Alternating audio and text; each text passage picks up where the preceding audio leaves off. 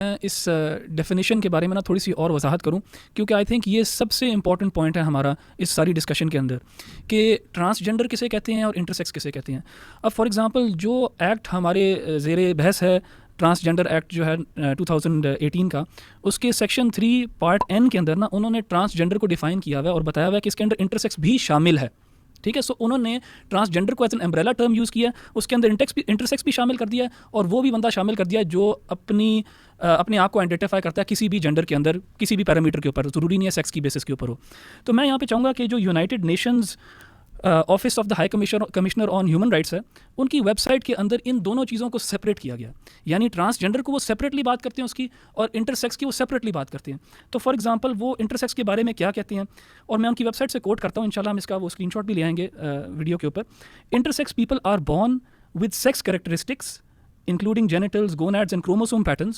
that do not fit typical binary notions of male and female bodies. यानी they are born like that, वो naturally they are born like that. और जैसे कि अली भाई ने भी कहा था कि उनकी परसेंटेज जो है कम होती है, according to the UN, experts estimate that up to 1.7% of the population are born with intersex traits. ये पूरी दुनिया के अंदर 1.7% है।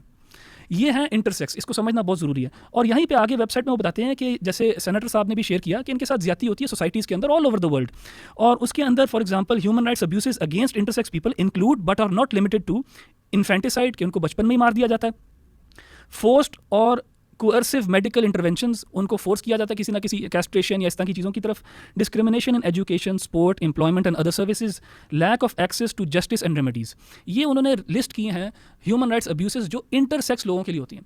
एंड हम सब यहाँ पे आई थिंक अग्री करेंगे कि इनकी राइट्स के लिए हमें लड़ना भी चाहिए, सपोर्ट भी करना चाहिए, सब कुछ करना चाहिए। तो ये तो according to the United Nations high office of the high commissioner on human rights, वो इंटरसेक्स के बारे में ये कहते हैं। अब सिमिलरली ट्रांसजेंडर के बारे में क्या कहते हैं, ये दोनों बहुत फ़र्क टर्म्स हैं, और मैं समझता हूँ कि अगर हमारी ऑडियंस जो है इस शो के अंदर सिर्फ इन दो को समझ ले कि इन दोनों में सेपरेशन क्या है और कैसे एक टर्म के अंदर दूसरी शामिल की जाती है, वो अगर इस न्यूआंस को अगर समझ जाए, इस डिफरेंस को समझ जाए, तो आगे सारी बहस जो है हमारी बहुत आसान हो जाएगी इंशाल्लाह। अच्छा, तो ट्रांसजेंडर के बारे में ये कहते हैं, और मैं फिर कोट करता हूँ वेबसाइट से ही, gender identity refers to a person's experience of their own gender. यानी ये सब्जेक्टिव चीज़ है। पहली वाली चीज़ जो थी ऑब्जेक्टिव थी। ऑब्जेक्टिव से मुराद ये है कि पैदा कैसे हुआ इंसान, ये किसी की अपनी चॉइस नहीं होती, वो एक ऑब्जेक्टिव क्राइटेरिया होता है जो नेचर या साइंस उसको मुतय्यन करती है। यहाँ पे एक subjective how a person feels, तो उन्होंने क्या कहा, gender identity refers to a person's expression or experience of their own gender. Transgender people have a gender identity that is different from the sex that they were assigned at birth. ठीक है, a transgender or trans person may identify as a man, वो आदमी भी identify कर सकता है, woman, trans man, trans woman, as a non binary person, जो कि यानी ना मैन है ना वुमन है, and with other terms such as, और टर्म्स की बौछाड़ है इधर यहाँ पे, hijra, third gender, two spirit, transvestite, और वो आप इंशाल्लाह इसको अगर शेयर करेंगे इस कोड को तो आप देख सकते हैं, मैं इसको स्किप कर देता हूँ वहाँ से। तो जेंडर आगे बोलते हैं वो, gender identity is different from sexual orientation. Trans people may have any sexual orientation, including heterosexualism, homosexual, bisexual and asexual. तो ये दोनों बहुत फ़र्क चीज़ें हैं। अब हमारा जो होना चाहिए ना सवाल यहाँ पे वो ये होना चाहिए कि आया जो ये एक्ट है जिसको ट्रांसजेंडर एक्ट का टाइटल है transgender persons protection of rights act 2018,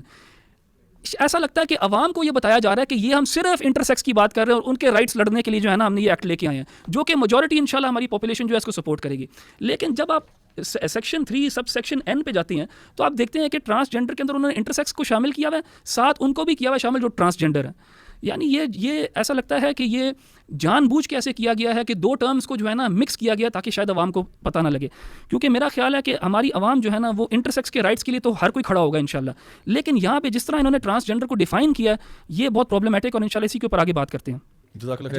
सिर्फ मैं ऐड कर दूं कि ये इन्होंने तो ह्यूमन राइट्स की उससे किया है, ये इंटरनेशनल कमीशन ऑफ जस्टिस है जिनेवा,